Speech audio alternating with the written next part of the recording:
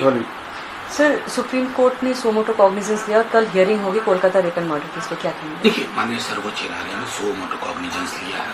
हम सबको इंतजार करना चाहिए कि सुप्रीम कोर्ट का ऑब्जर्वेशन कौन कौन सी चीजें आती हैं जो महत्वपूर्ण है, नंबर 1। नंबर 2, आक्रोश जायज है। डॉक्टर ऑन ड्यूटी, मतलब अगर आप देखें इसे कलकत्ता में हुआ इसलिए आक्रोश का रंग एक हो, क्योंकि इस तरह की घटनाएं लगातार हो रही हैं, अलग अलग हिस्सों में हो रही हैं।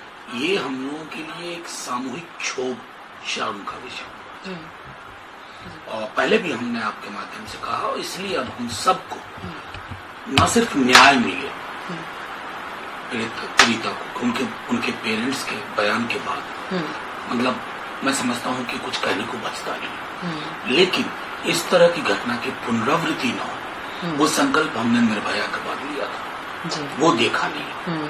चाहे कलकत्ता हो, हाथरस हो, कठुआ हो, या बिल्किस के रेपिस्ट को लेकर के हो, तो ये पूरे देश के लिए एक चुनौती है।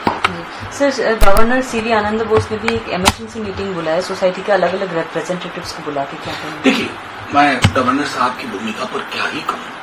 गवर्नर साहब को जिस संवेदना के साथ, इसमें मतलब इससे पहले तो उनको मैंने देश के किसी हिस्से में इस तरह की चीजों पर बोलते हुए नहीं देखा, तो वो कस्टोडियन ऑफ पॉलिटिकल इंटरेस्ट प्रतीत होते हैं, और अतीत भी कुछ उनका ऐसा ही है। तो मेरा मानना है कि इस तरह का व्यवहार ना करें।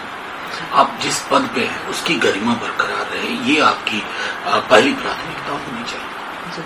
सर, चंपाई सोरेन को लेकर काफी कंट्रोवर्सी चल रहा है, कहा जा रहा है कि शायद बीजेपी ज्वाइन कर सकते हैं। देखा जाए, मैं क्या कहूँ, उनके साथ मंच भी साझा किए हैं।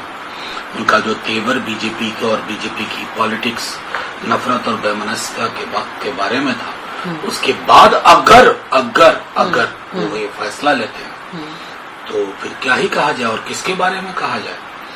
मैं अक्सर एक चीज कहता हूँ कि उसी का दम है इस जमाने में, जो इधर का दिखता रहे उधर का हो जाए।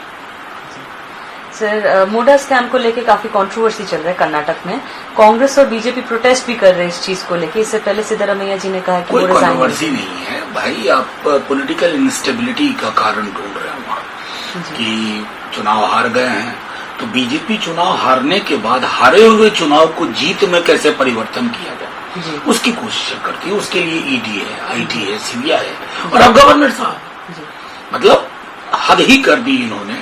और इनको ये नहीं पता कि जिस दिन ये नहीं होंगे, ऐसी हदें उनसे भी पार करवाई जाएंगी, और बहुत होगा।